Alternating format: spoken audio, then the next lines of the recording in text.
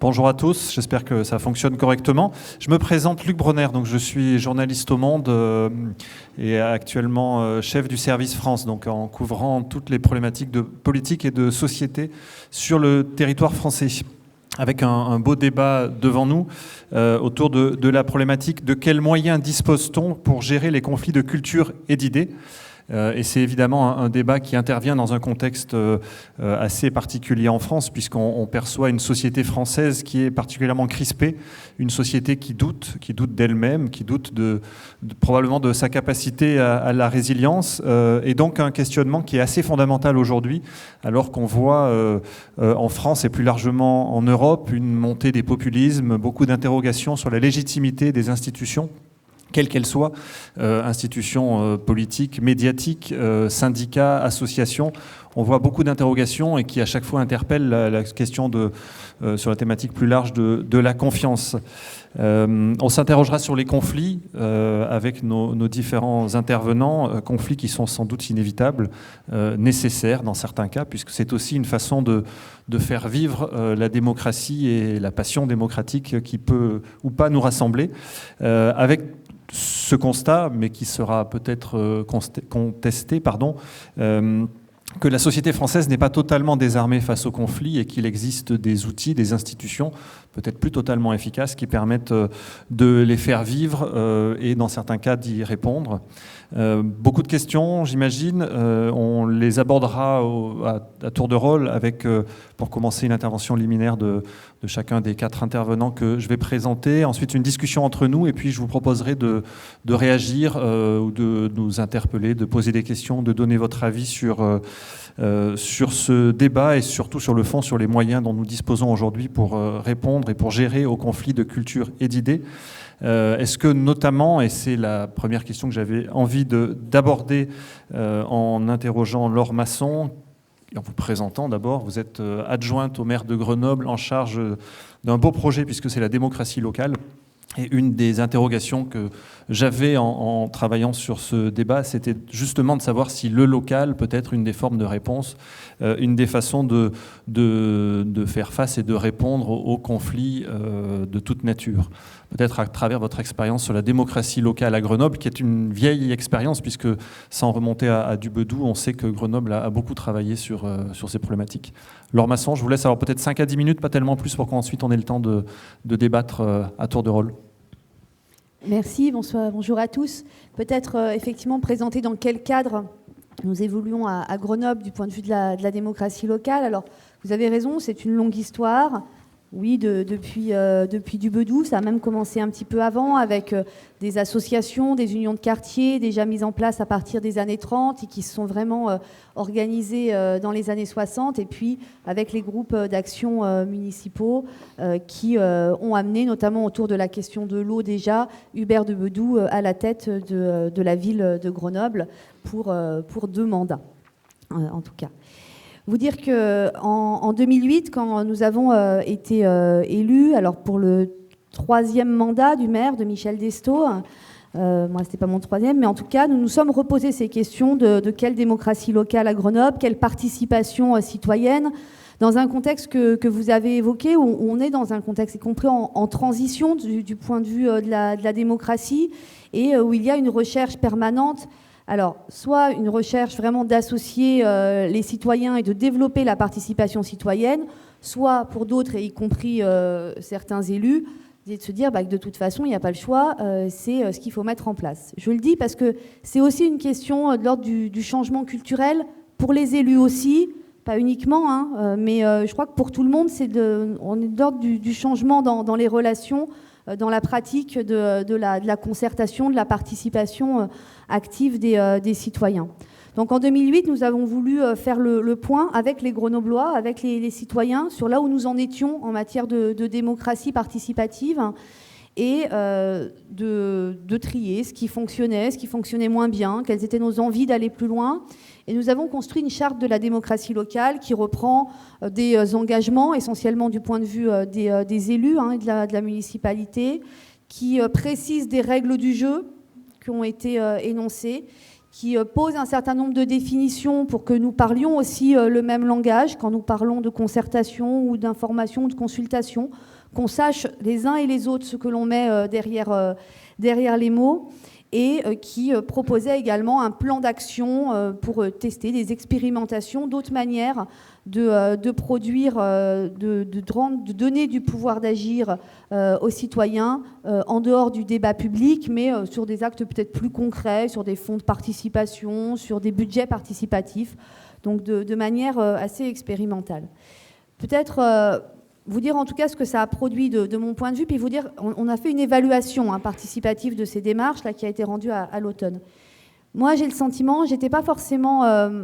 je me disais, une charte de la démocratie, oui, bon, une charte, est-ce que c'est vraiment ça qui va changer, produire du changement culturel entre les acteurs? Et en fait, à l'usage, je me suis rendu compte qu'effectivement, ça permettait de systématiser les démarches participatives. On ne remettait pas en débat à chaque fois le fait qu'il fallait ouvrir le débat avec les citoyens. On avait les règles du jeu, on savait qu'il fallait le faire, on s'y était engagé. Et ça, c'est un point qui est important parce qu'on perd moins de temps. Et ça se met en place.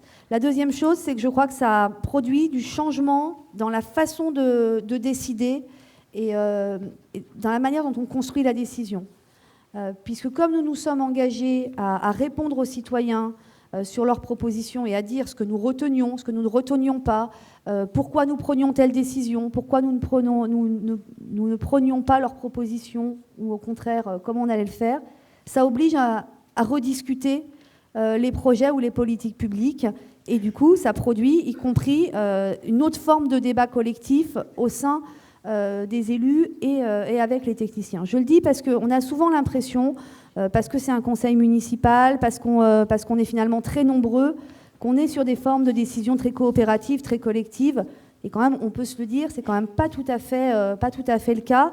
Et moi, ce que je remarque, c'est qu'en tout cas, là où il y a des concertations qui sont poussées et où il y a des éléments de conflit qui ressortent, des éléments de désaccord, des points de vue différents qui viennent interroger nos positions, en tout cas, ça produit du débat, y compris à l'intérieur du corps décisionnel. Et puis enfin, ça a amélioré un certain nombre de projets et ça les a fait bouger pour certains significativement. Ce qui ne veut pas dire pour autant que quand il y a concertation et quand il y a des démarches qui sont vraiment organisées de dialogue, ça ne veut pas dire qu'il n'y a pas de conflit, ça ne veut pas dire que ça crée forcément du consensus, ça crée aussi de la frustration. Voilà, on ne met pas... La gestion du conflit n'est pas de la recherche de consensus à tout prix, c'est une façon de construire la décision publique. Voilà, c'est une façon de construire la décision publique, mais à la fin d'un processus, y compris participatif, il peut y compris y avoir encore des désaccords et il peut y avoir un conflit qui réémerge et auquel cas on réouvre d'autres formes de débat, d'autres formes de dialogue, enfin, ou d'autres formes de relations pour répondre à ces problèmes qui réémergent et qui n'ont pas été résolus. Pour finir, simplement vous dire qu'on a mis en place une évaluation participative de nos démarches de participation. Alors tout ça, c'est un peu long, ça fait un peu jargon, mais c'est quand même 6 mois passés avec les Grenoblois où ils ont participé à construire les questions évaluatives, construire le référentiel, et puis à faire des propositions d'amélioration. Donc c'est quand même pas anodin. Et vous dire ce qu'il en ressort, qu'en gros, et je pense que c'est pas uniquement le cas de la ville de Grenoble, c'est que sur l'information sur les projets, sur la consultation, on va au bout.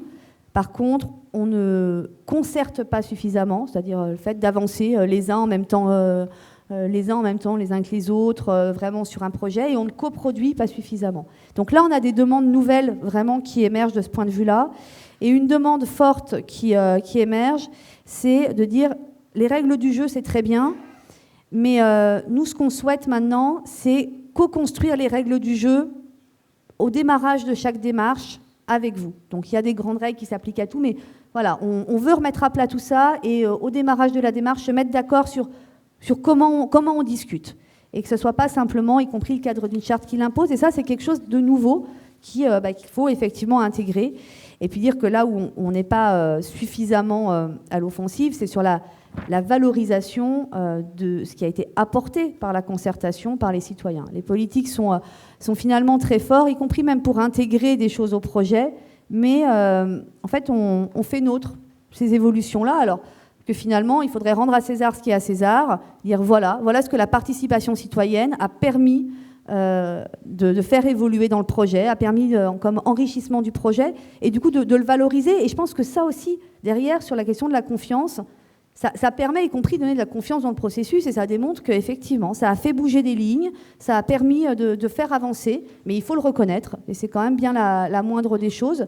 Et puis du coup, dire après comment on a décidé et pourquoi.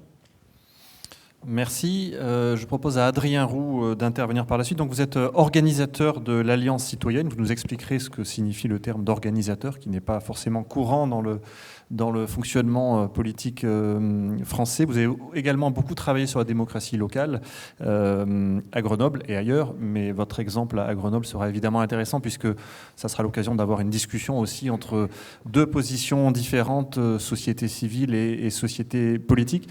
Et vous avez notamment travaillé, on en parlait dans les couloirs avant de rentrer dans la salle, sur une notion qui commence à émerger en France, qui est celle d'empowerment, qui est extrêmement intéressante. Comment, peut-être pour commencer, vous avez perçu la pratique politique telle que décrite par Laure Masson à l'instant sur Grenoble? Alors, la pratique politique, donc ce que décrivait Laure Masson, c'est une forme avancée et assez aboutie de démocratie participative. C'est-à-dire comment une mairie arrive à pallier les limites de toutes les formes de démocratie représentative où certaines personnes, les élus, vont prendre la décision dans leur coin. J'avais, moi, avant de creuser cette expérience d'Alliance citoyenne à Grenoble, travaillé avec une association, la DELS, dont la mission était justement d'accompagner les collectivités dans leur projet de démocratie participative. Et puis, dans cette expérience, en animant des conseils de quartier, des forums de la démocratie locale, j'ai constaté, comme d'autres chercheurs avant moi, les limites structurelles de cette forme de participation citoyenne. La première, fondamentalement, la limite étant qu'on est dans une logique de l'offre. Et donc, on va offrir à des citoyens des espaces de débat, des espaces de discussion, des consultations. Et on va peiner, et c'est une des difficultés, quand on produit une offre, à rencontrer finalement la demande. Et donc, on a souvent, on va se plaindre pourquoi il n'y a pas assez de monde dans les réunions, pourquoi il n'y a pas assez de monde dans les conseils de quartier. Et donc, retrouver face à un certain nombre de limites. Une des limites aussi de base, c'est le certain idéalisme derrière ces choses-là, qui est de nier, on va dire, l'inégalité de pouvoir qui peut avoir lieu quand on organise du dialogue, mais du dialogue entre un décideur, entre un élu et un citoyen. C'est pas un dialogue horizontal, c'est pas un dialogue égalitaire, c'est un dialogue entre quelqu'un qui a des leviers de pouvoir et quelqu'un qui en est démuni. Et donc, une des limites importantes, c'est qu'on est finalement sur la participation d'individus désorganisés, ou qui, en tant qu'individus, vont s'exprimer, et qui vont donc, on en parlait ce matin dans un des ateliers justement sur l'empowerment, si l'expression est individuelle et désorganisée, elle va peiner à se faire entendre, elle va peiner à amener aussi les élus, les décideurs à rendre des comptes à ce niveau-là. Et puis, troisième peut-être limite, c'est cette notion du débat qui, à mon avis, ou dans mon expérience, s'était retrouvée assez limitée, justement. Un débat, je pense que c'est une des manières plutôt inefficaces de gérer un conflit. La forme la plus classique de gestion du conflit, ça s'appelle la négociation, où on a deux acteurs avec des intérêts exprimés, des intérêts assumés, avec un conflit d'intérêts ou une contradiction qui peut être mise sur la table, et avec un enjeu reconnu par les deux acteurs de produire des solutions qui vont prendre en compte les intérêts des uns et des autres. Or, on n'est pas tout à fait dans ce cadre, en tout cas dans mes pratiques de démocratie participative, ce que j'ai vu dans différentes villes, même si, dans tout ce que j'ai pu voir, l'approche de Grenoble était certainement une des plus abouties à ce niveau-là. Et donc, il fallait aller chercher ailleurs, dans le temps et surtout dans l'espace, d'autres formes de participation. Et notamment, c'est aux États-Unis avec le modèle du community organizing, où l'enjeu, c'est de dire, pour que les citoyens s'expriment, arrivent à participer, il faut d'abord les organiser. Il faut donc on fait faire à la participation finalement la révolution keynésienne qu'on a pu faire en économie. On ne va plus travailler sur l'offre, mais essayer de stimuler la demande. Et ça implique une fonction particulière, celle que je remplis aujourd'hui à Grenoble, une fonction d'organisateur, qui va être un gros travail de rencontre assez largement dans la ville, à la sortie de l'école, à la sortie de la mosquée, à l'église, dans le café, pour aller rencontrer les gens et faire un travail. La première traduction de community organizer, nous le disions, nous sommes des tisseurs de colère. Notre point de départ, c'est la défiance des citoyens, c'est la colère, c'est ce qui ne va pas. Parce que si on cherche à faire participer, finalement, on cherche à construire la participation citoyenne, le risque, c'est de se retrouver seulement, finalement, avec les bons citoyens. C'est-à-dire ceux qui sont des bons citoyens, qui ont conscience de l'intérêt général et qui vont venir participer, qui ont une envie de démocratie, peut-être. Mais la grande majorité des gens, en tout cas moi, ceux que j'ai pu rencontrer à Grenoble, ils n'ont pas particulièrement envie de démocratie. Ils ont des intérêts sociaux concrets, de travail, sur leurs horaires de travail. Ils ont des intérêts par rapport à leurs conditions de logement, sur l'école de leurs enfants, sur ces problèmes de conseil de discipline au collège. On régule la violence dans le collège en excluant les enfants au lieu d'en se dotant de moyens de le réguler. Bon, ils ont ces choses-là et c'est à partir de ça qu'ils ont envie finalement d'agir et peut-être de bouger sur l'espace public. Et le travail du community organizer, de l'organisateur d'Alliance citoyenne, du tisseur de colère, ça va être d'essayer de mettre en lien, de dire tiens, je discute avec Fatima, la mosquée de Tesser, qui m'explique son problème sur ses enfants et les problèmes d'exclusion, ce que je disais là, d'exclusion des jeunes du collège, ce qui fait qu'ils sont hors du collège et finalement, au lieu de résoudre le problème, on s'en sort. Et que je dis, ah mais tu me dis ça, je discutais avec Yvette à la soirée des Antillais, qui me disait un petit peu la même chose. Et puis Salah, là, du club de foot, qui est entraîneur bénévole, qui me parlait de choses un peu similaires. Si on se mettait autour de la table pour voir s'il n'y a pas des choses à faire. Et là, le gros travail ensuite qu'il s'agit de faire, c'est de s'organiser de manière nécessairement autonome, c'est-à-dire que les gens, à partir de leur organisation, parce qu'il y en a quand même, des associations de quartier, des églises, des syndicats parfois, quand il était question d'organiser la colère des femmes de ménage, pour trouver des alliés, pour aller ensuite interpeller les décideurs et essayer de leur demander à ce que les choses changent. Ce qui se joue à ce niveau-là, la première des choses, c'est d'essayer de mettre en place, disons, nous on parle de citoyenneté tout-terrain, mais par rapport à cette approche du conflit, c'est l'idée de négociation tout-terrain. C'est-à-dire qu'il y a un espace de négociation relativement régulé, encore avec ses limites, c'est l'entreprise, où on accepte qu'il y ait des intérêts contradictoires entre des salariés et des chefs d'entreprise, mais sinon, quand on voit des citoyens et des élus, le fait qu'il y a des parents d'élèves qui veulent rénover leur école et en face des élus qui ont des contraintes, qui veulent des restrictions budgétaires, il y a des conflits d'intérêts, finalement il y a des intérêts en contradiction et l'enjeu c'est d'arriver à ce que les gens soient organisés pour l'exprimer. Parce que s'ils ne sont pas assez organisés, la première réponse, et c'est celle qu'avait fait l'élu à l'éducation de la mairie de Grenoble, c'est « Je comprends votre préoccupation de parents d'élèves, mais malheureusement, ce n'est pas possible. Ce n'est pas possible de rénover l'école, nos contraintes budgétaires ne nous le permettent pas. Et donc, voilà, je suis désolé, j'apprécie, parce qu'on est effectivement à un seul niveau qui est l'expression. Et si on monte un peu en puissance, si les gens, après étude, les gens font leur petite enquête, ils voient que ce n'est pas si compliqué, qu'il faudrait effectivement débloquer 60 000 €, qu'on pourrait mettre des Algeco. Bon. Cette fois, ils y retournent avec un niveau supérieur. Voilà, on distingue des fois l'expression et la pression. Et cette fois, c'est les parents qui arrivent avec une soixantaine d'enfants à l'hôtel de ville, au conseil municipal, en disant « Ah, on n'a pas d'école en bon état dans le quartier, alors aujourd'hui, on vient faire classe à l'hôtel de ville. » Les élus doivent apprécier. Les élus, effectivement, la première réaction, je crois, c'était surtout une réaction un peu choquée. « Ah, c'est de l'instrumentalisation des enfants, c'est un scandale !» Donc je crois qu'il y a monsieur l'adjoint à l'éducation qui est arrivé à se poser face à cette classe d'enfants un peu turbulents là, dans l'hôtel de ville avec le tableau, le cours d'instruction, qui dit « Alors les enfants, est-ce que l'un d'entre vous peut m'expliquer pourquoi il est là ?»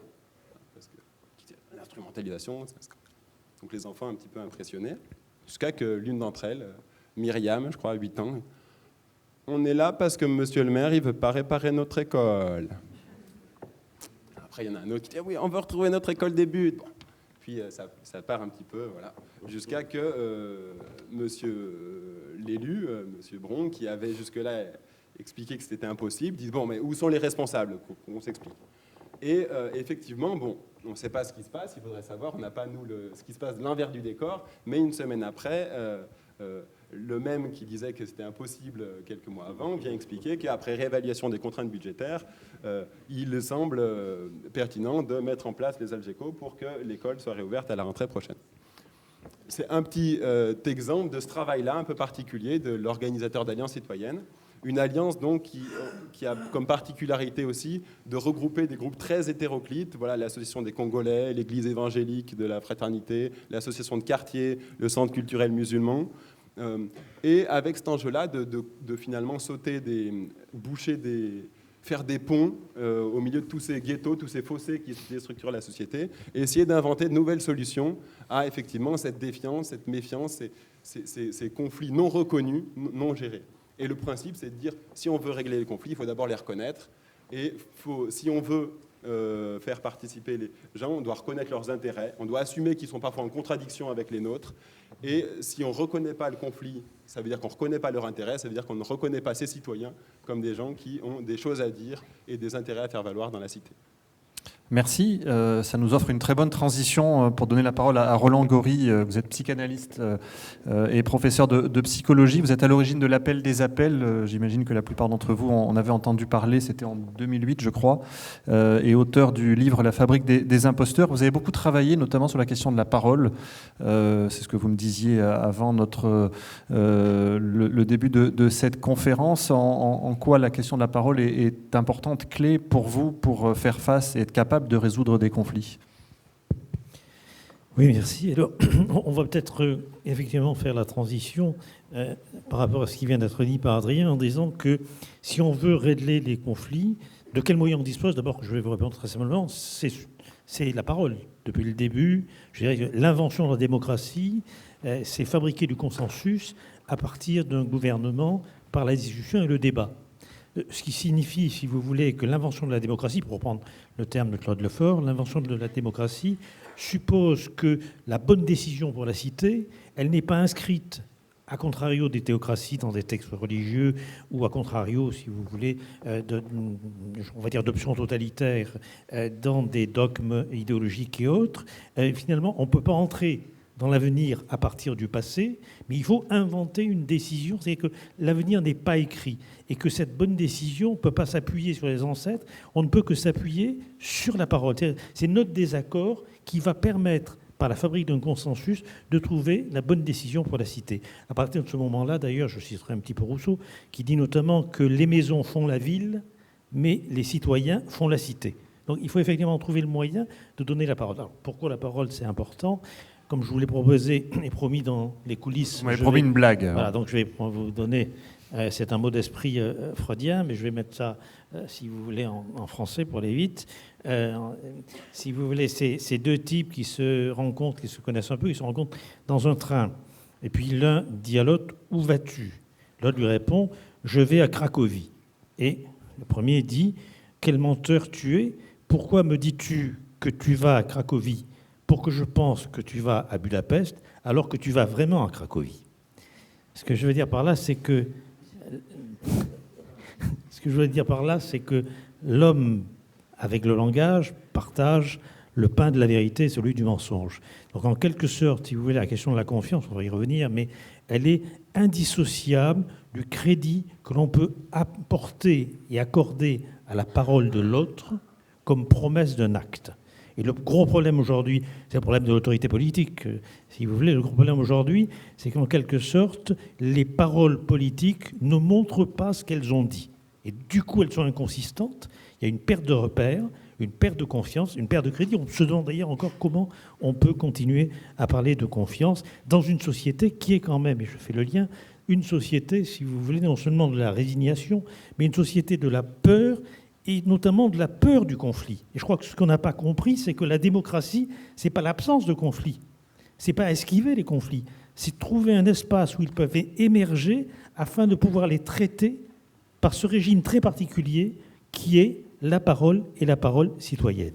Or, aujourd'hui, que ce soit d'ailleurs en médecine, à l'université avec les abominables évaluations, mais on en reparlera tout à l'heure, si vous voulez, à l'hôpital avec la tarification à l'activité, dans les médias, comme vous savez, avec la logique d'audimat et ailleurs. Ça n'existe pas. Ça n'existe pas ? Ah bon, je connais quelques journalistes qui ne pensent pas tout à fait comme vous. Eh bien, si vous voulez, on est dans quelque chose qui n'a rien à voir avec la parole. C'est quoi ? C'est une information qui est produite par des dispositifs de notation, c'est-à-dire des dispositifs qui sont portés par quelque chose de très simple, qui est la marchandisation du monde, qui est la financiarisation des activités humaines.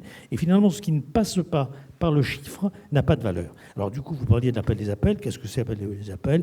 C'est un collectif de journalistes, de magistrats, d'enseignants-chercheurs, d'enseignants, de travailleurs sociaux, de médecins, de psys, bon, j'en oublie toujours, qui, à un moment donné, considèrent que justement, leur métier perd du sens, parce que finalement, ce qui compte, ce n'est pas la finalité du métier, par exemple pour un médecin soigner, mais c'est la gestion. C'est-à-dire que la gestion n'est plus le moyen par lequel on peut accomplir un acte de soin ou par lequel on peut accomplir un acte éducatif. C'est l'acte éducatif ou l'acte de soin qui est devenu le moyen par lequel on équilibre une gestion. Ce qui est un problème majeur. Alors, pour aller un peu plus vite, si vous voulez, je pensais en venant à un éditorial de Camus, vous savez que c'est le centenaire de la naissance de Camus, du 19 novembre 1946, où Camus parlait justement de l'éternelle, je vais essayer de retrouver la citation précise, l'éternelle confiance de l'homme. Et Camus écrivait le 19 novembre 1946, donc cette éternelle confiance de l'homme qui lui fait croire qu'on pouvait tirer de notre homme des relations humaines en lui parlant le langage de l'humanité. Alors la grande question qu'on a peut-être à se poser aujourd'hui, c'est de savoir, est-ce que nous sommes dans une société qui parle encore le langage de l'humanité ? Quand on parle de chiffres, j'ai rien, encore une fois, contre les chiffres en eux-mêmes, c'est notre problème. Quand on parle chiffres, quand on parle, si vous voulez, finances, quand on parle normes gestionnaires, quand on parle protocole, quand on parle standardisation, comme on a déjà entendu ce matin, c'est-à-dire mode d'emploi finalement de l'existence, on ne parle pas le langage de l'humanité. Et donc, si vous voulez, une démocratie qui serait prescrite aussi par des normes, n'est pas une démocratie, ce que j'appelle, excusez-moi de me citer, mais une forme dégénérée de démocratie, c'est-à-dire une démocratie d'expertise et d'opinion, c'est-à-dire une démocratie qui confère à des experts soi-disant savants le soin de dire comment je dois me comporter pour bien me porter, pour aller très vite, et d'opinion, ça veut dire qu'on est dans la mise en spectacle, si vous voulez, d'une position.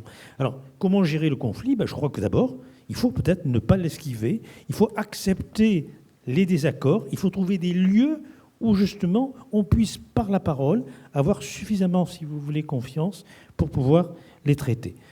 Peut-être juste, si vous me permettez, un dernier point, je ne sais pas si j'ai dépassé ou pas mon temps. Vous êtes parfait. Je suis parfait, très bien. Si vous voulez, je crois qu'on est dans quelque chose qui avait été repéré par le philosophe Walter Benjamin sur la crise du récit, c'est-à-dire la crise de la parole. Article important, comme vous savez, de 1936. Il dit « Nous ne sommes plus capables, finalement, de communiquer entre nous. Nous ne sommes plus capables de transmettre, si vous voulez, une histoire. » On a aussi chez René Char, au moment de la Résistance, René Char dit « Nous avons reçu notre héritage sans testament. » Ça veut dire que la culture ne nous prédisposait pas à pouvoir assumer, si vous voulez, les problèmes que nous rencontrions. Et Walter Benjamin dit « Finalement, pourquoi est-ce que nous ne sommes plus capables de transmettre ?» Parce que finalement, le débat, c'est aussi ça, c'est la transmission. Pourquoi est-ce que nous ne sommes plus capables de transmettre de l'expérience ? Il dit parce que le cours de l'expérience a chuté et qu'il sombre indéfiniment. Vous savez, c'est très concret. Par exemple, à l'hôpital, je connais un petit peu.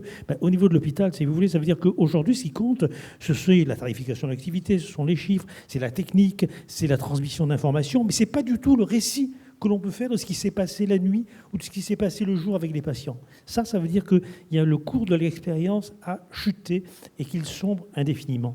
Donc, régler, si vous voulez, les questions des conflits, je termine là-dessus, ça suppose qu'on puisse les laisser émerger, apparaître, et qu'on puisse accorder une confiance dans la parole qui, à l'heure actuelle, est en chute libre. C'est ça le problème majeur. Et le problème de l'autorité politique, c'est ça. C'est-à-dire, est-ce que je peux faire confiance à ce qui est promis ou est-ce que ça fait partie du spectacle des élections, les élections n'étant plus aujourd'hui que la session de rattrapage des sondages d'opinion ?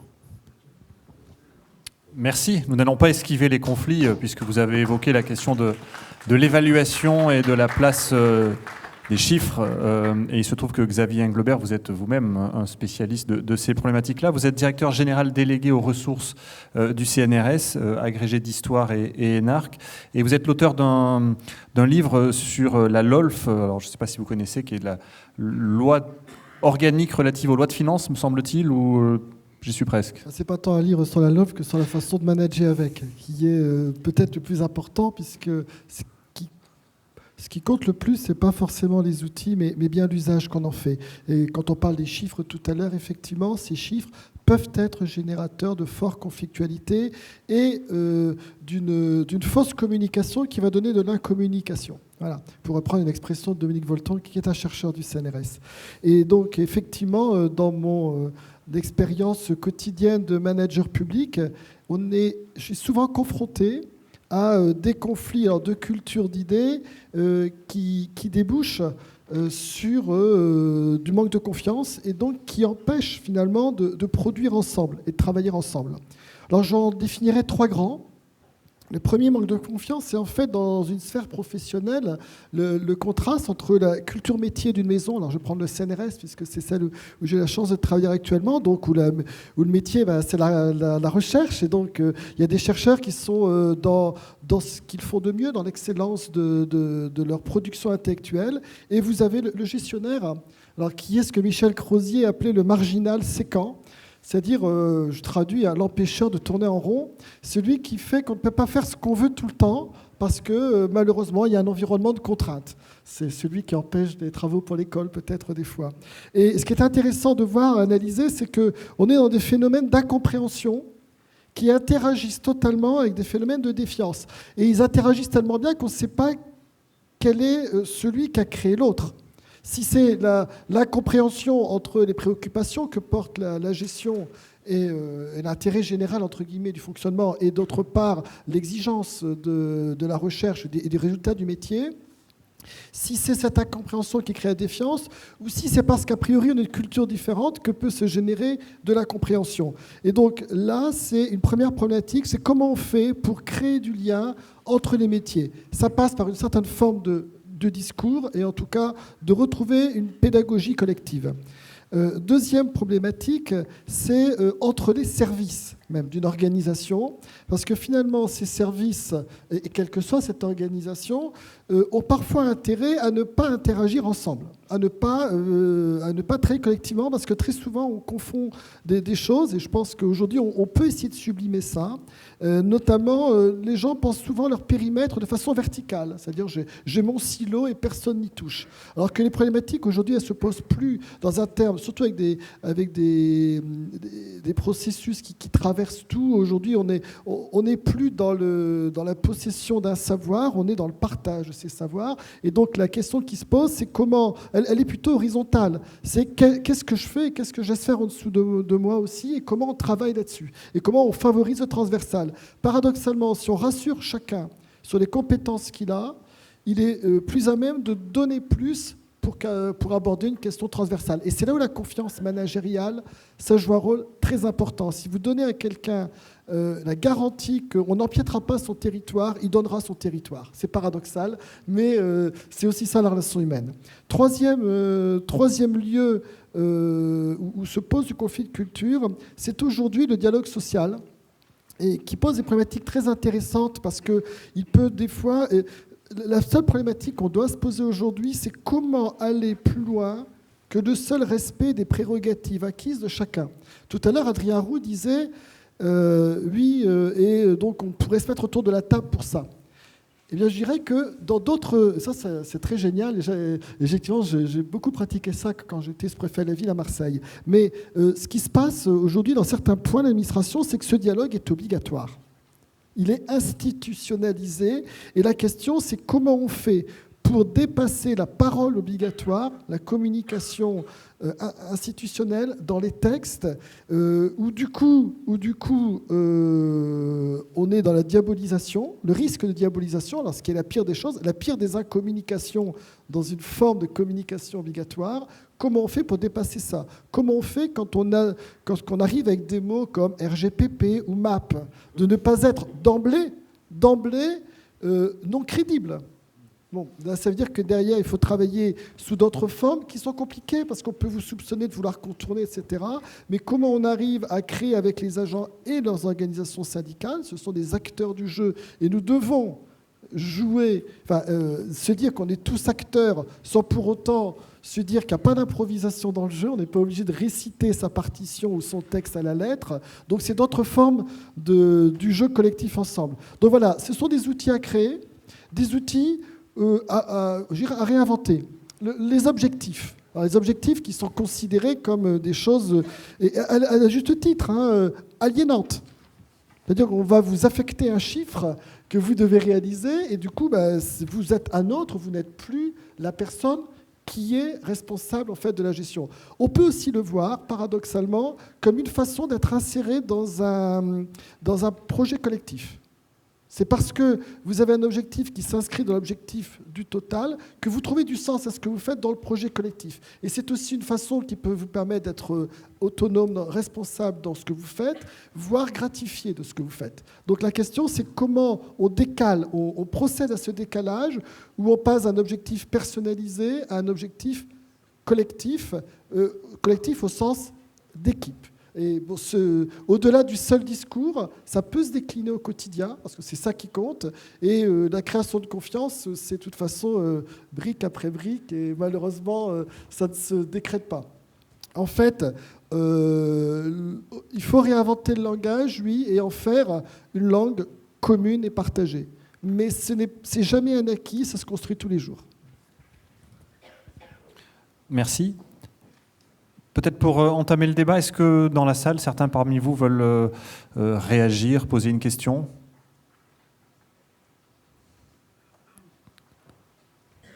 Alors, il y a une question juste.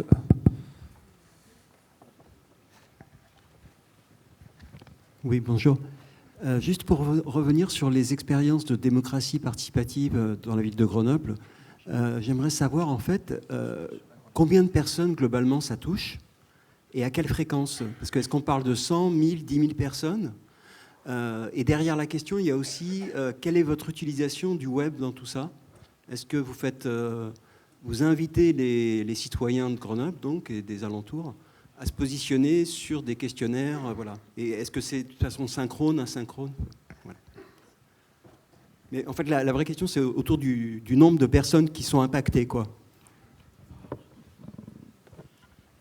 Alors, il existe des cadres très différents. Enfin, on a un panorama de la démocratie locale qui est différent et qui touche des publics différents. Les personnes qu'on va avoir dans des réunions de concertation sur un processus qui va durer 6 mois ne seront pas du tout les mêmes que ceux qui vont investir des comités d'attribution, de fonds de participation, de projets. On a vraiment des cadres qui sont adoptés par certaines catégories de population et d'autres cadres où certains étant présents, finalement les autres ne viennent pas. Ce que je peux vous dire, c'est qu'on a, en tout cas au niveau du service démocratie locale, sur l'ensemble des démarches de concertation que nous avons menées pendant le mandat, nous avons un fichier, un recueil de 6 à 7 000 personnes qui ont laissé leurs coordonnées. 6 à 7 000 personnes différentes qui ont laissé leurs coordonnées. Alors certaines ont participé un nombre innombrable de fois, sont présents à la fois dans des associations, dans des conseils consultatifs, dans des démarches ad hoc. Voilà, des militants de la démocratie locale qui sont dans les différents cadres. D'autres seront venus une fois sur un projet concernant leur quartier. Voilà. Après, il y a d'autres Grenoblois qui vont investir d'autres cadres, des fonds de participation habitants, des cadres de concertation, mais qui vont chercher en appui avec des professionnels, notamment dans les maisons des habitants, où ces professionnels vont chercher à accompagner les besoins de ces habitants-là, donc qui vont être montés en collectif pendant quelques temps pour pouvoir donner leur avis sur une politique sociale, et essayer de faire bouger les choses.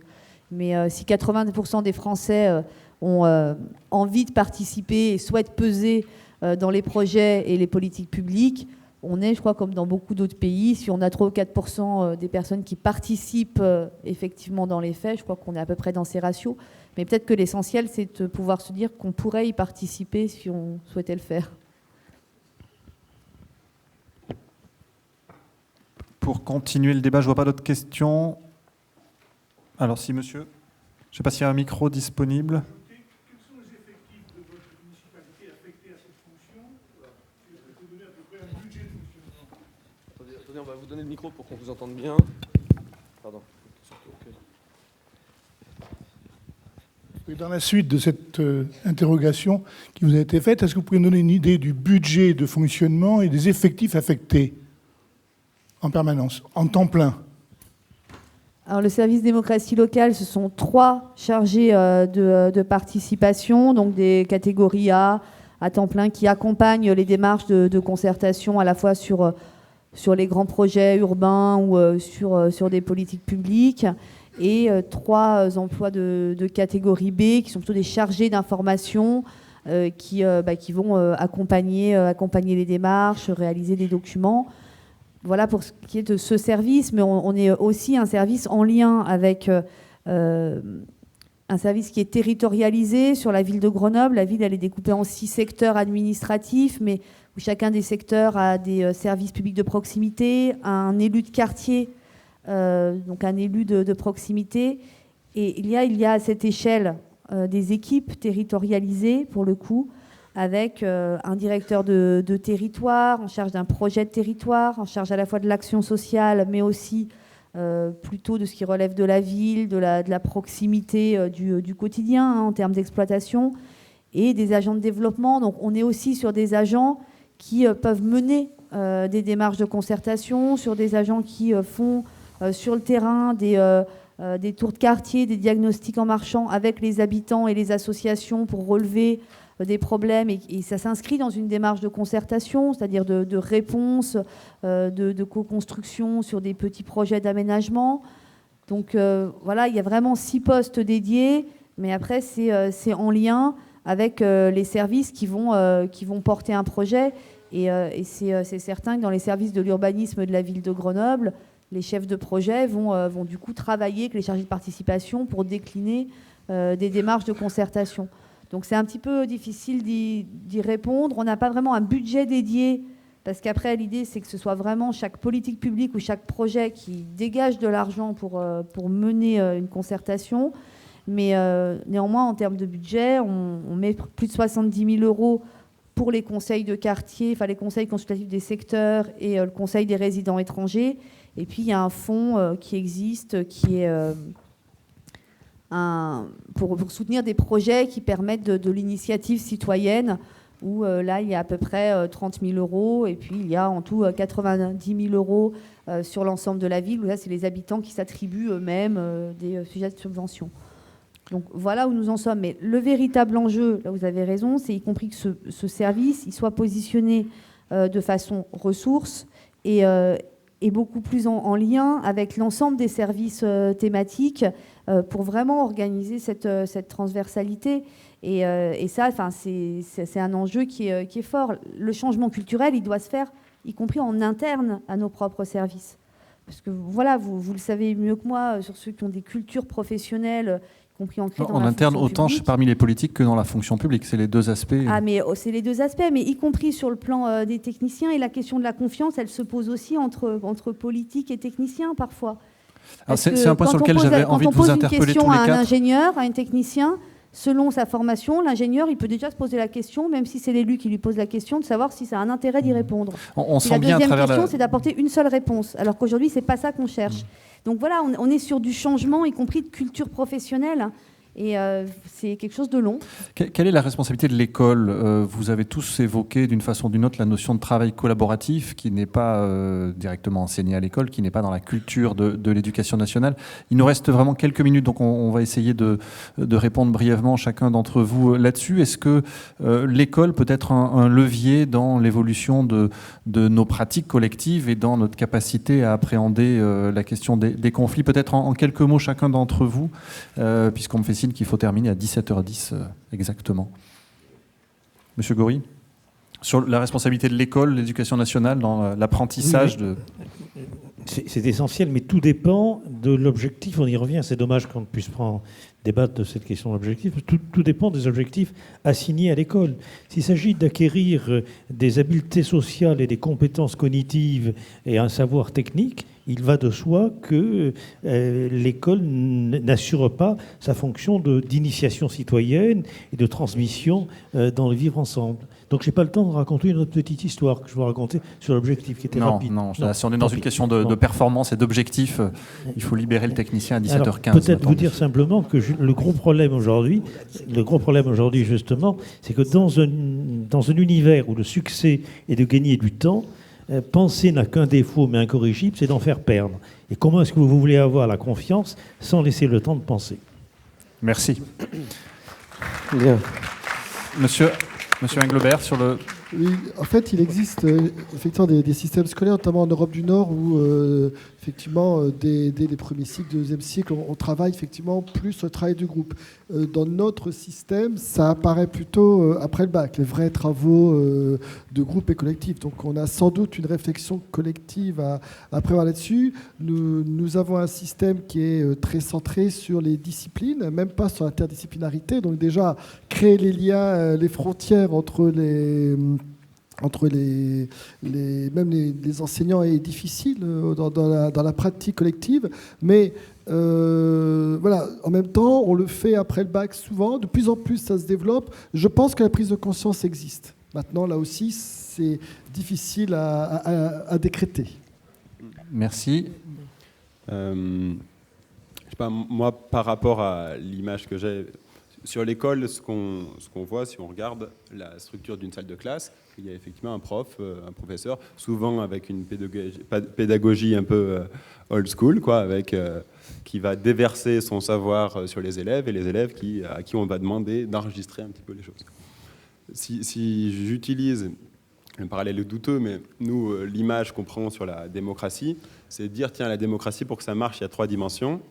Prenez une image des fois avec un bus, quoi. La démocratie, c'est comme un bus, on est tous dans le bus. Le premier enjeu, c'est savoir qui conduit. Donc c'est la première question, c'est la démocratie représentative. Allez, hop, il y a l'élection pour savoir qui c'est qui va être au volant et qui fait... et donc il a la responsabilité gestionnaire, c'est à lui. Mais de temps en temps, voilà, il est dans le bus depuis peut-être un moment, donc il va demander l'avis aux autres. Donc il va se... dire est-ce que vous voulez que je change la radio, est-ce que je monte ou je baisse la température. Bon, ça c'est la démocratie participative, c'est dire ça reste la prérogative du chauffeur de bus, comme ça reste la prérogative de l'institution, d'organiser la consultation des individus. Et parfois, ce qui est nécessaire, et nous, ce qu'on imagine dans l'Alliance, et ce qui pourrait peut-être être développé dans l'école, est-ce que ce serait possible, c'est cette capacité d'organisation autonome, voilà, dans le bus, quand on dit le 3e volet, c'est donc il y a les démocraties représentative, la démocratie participative. Et le problème de la 2e, c'est voilà, il y a ceux qui sont au fond du bus, déjà ils entendent à moitié ce que dit le chauffeur, ou pour d'autres, ils s'en foutent. Et puis de toute façon, on leur demande l'avis que pour changer la radio, alors que le chauffeur, il avait dit qu'il prendrait la première à gauche, et puis il a tourné à droite au rond-point. Donc il y a des gens qui sont en colère. Et donc la question, c'est en quoi les gens peuvent s'organiser pour arriver à faire remonter leurs demandes, interpeller le chauffeur. Et c'est la 3e dimension, la démocratie. Très rapide, la 3e dimension, parce que je vois derrière vous des yeux qui me regardent en me disant non, c'est la démocratie conflictuelle, c'est dire comment on reconnaît le conflit dans le bus, dans la société, dans la démocratie. Dans la salle de classe, et comment on se donne les moyens effectivement d'apprendre individuellement et collectivement à le résoudre. Laure Masson, en 2 mots. Moi, ça sera en 2 mots. Il y a 2 solutions et ça commence très petit à l'école. Quand vous avez une classe de maternelle, dans le système français, vous les faites jouer à chat perché, et puis à chaque fois, vous enlevez, il y a une chaise de moins par rapport au nombre d'enfants. Et ben, celui qui n'arrive pas à s'asseoir, il a perdu. Il a perdu la compétition. Après, on peut faire le même jeu. Il y a toujours une chaise de moins, mais l'objectif, c'est qu'il n'y ait aucun enfant qui reste en dehors des chaises. Et ça s'appelle la coopération. Et ça ne remet pas en cause la question de la transmission des savoirs, de pourquoi on fait une école. Mais quand même, apprendre à avancer et à faire face à la complexité et aux problèmes ensemble, ce serait quand même une grande avancée qui nous permettrait, y compris, de construire de la confiance. Merci infiniment. Désolé pour ce débat un peu accéléré sur la fin, mais on a été rattrapé par le chronomètre. Oui. Merci, M. Bronner.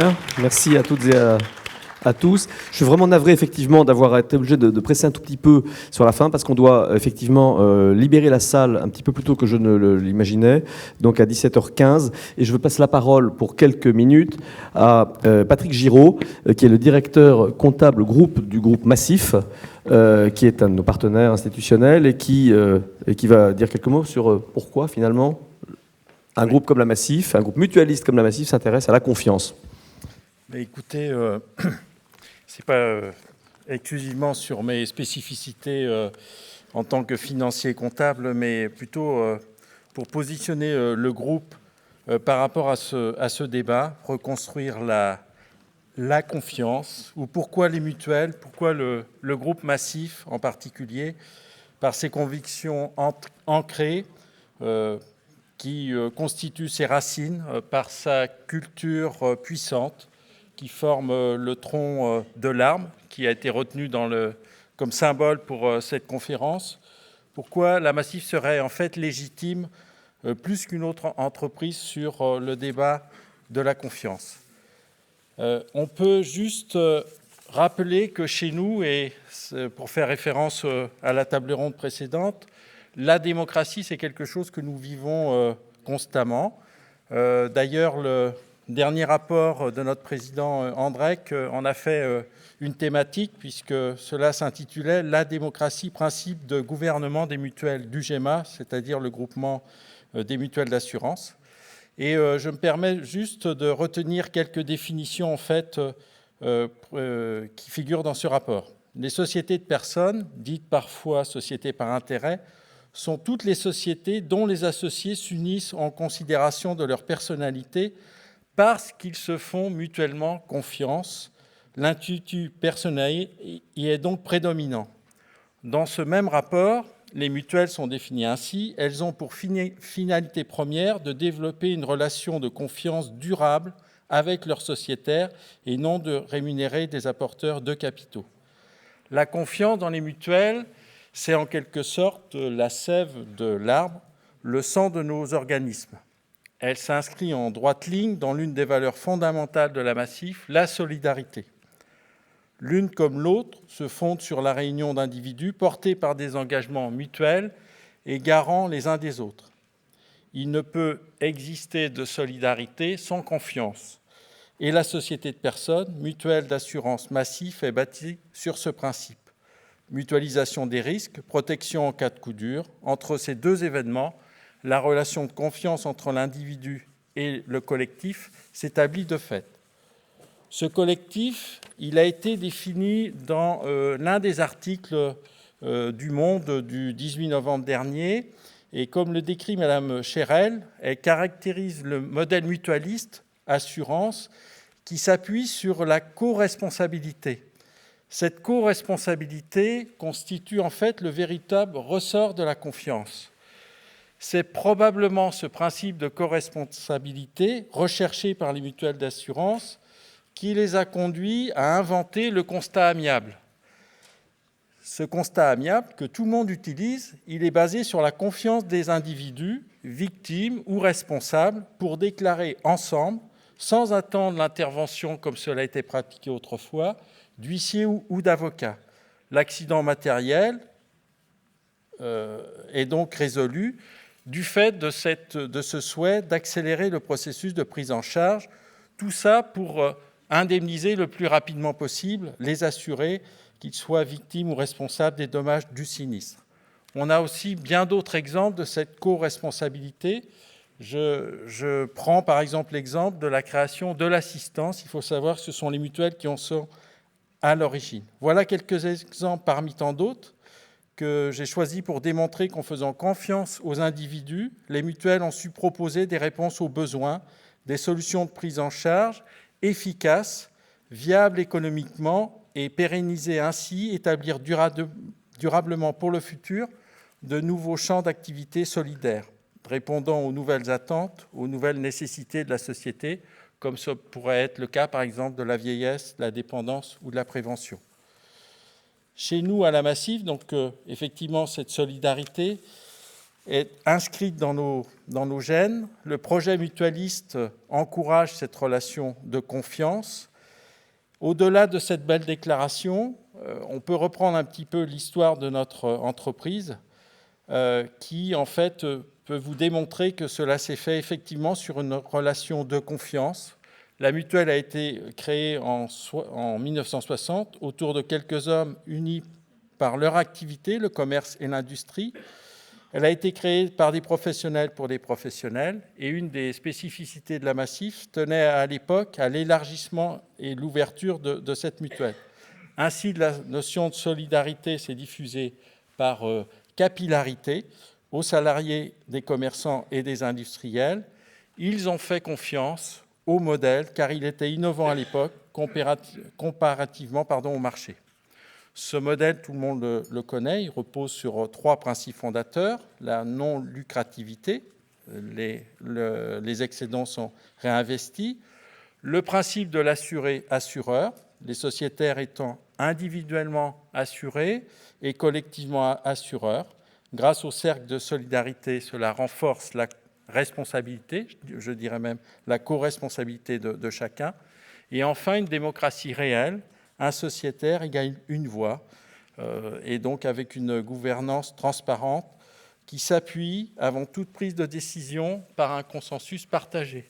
Ce consensus est même très long chez nous, puisque les débats peuvent être très longs sur un certain nombre de sujets de société. À la Massif, on ne parle pas de vendeurs, mais de conseillers. Ce sont eux nos principaux relais de confiance. Et le climat de confiance est régulièrement mesuré. Et je pense qu'on peut dire que ce climat de confiance est avéré, puisque 4,9 millions de sociétaires nous ont rejoints et nous protégeons 12 millions de personnes. La mutuelle a su démontrer ainsi qu'il est possible de conjuguer performance économique et utilité sociale. La cohérence entre le discours et les actes, on peut également le démontrer sur le terrain de la démocratie, puisqu'ainsi, je ne sais pas si vous avez vu, mais il y a une campagne de vote des délégués qui a lieu actuellement et qui constitue une illustration concrète de ce fonctionnement démocratique, plaçant le sociétaire au cœur des décisions, conformément au projet mutualiste. C'est sur la proposition de sociétaires que nous avons imaginé certaines prestations, comme la prestation chômage. C'est une initiative unique qui, sous certaines conditions, permet pour ces personnes momentanément privées d'emploi d'avoir une prise en charge pour la quasi-totalité de leur cotisation. C'est également sur cet exemple qu'une sociétaire malentendante a proposé et a diligenté, la politique d'accessibilité globale à l'assurance pour les situations de handicap. Ce que nous pouvons conclure, c'est que le mutualisme en général, et la Massif en particulier, de par son histoire, son organisation, sa proximité avec ses sociétaires, sa dimension d'assureur de la famille, est un acteur phare de l'économie sociale et solidaire. Elle place l'homme au cœur de son organisation, ce qui lui permet depuis plus de 50 ans de toujours se renouveler et se remettre en question pour s'adapter à un environnement mouvant. Depuis le 7 novembre dernier, la loi Hamon reconnaît officiellement les caractéristiques économiques et l'utilité sociale des entreprises du secteur de l'économie sociale et solidaire, qui représentent tout de même 10% du PIB en France. Une reconnaissance qui va permettre de donner les moyens aux acteurs du secteur et se développer en créant notamment des emplois. Autre preuve que les organismes qui placent l'homme avant le profit sont reconnus comme étant des relais dans le rétablissement de la confiance. Merci à vous.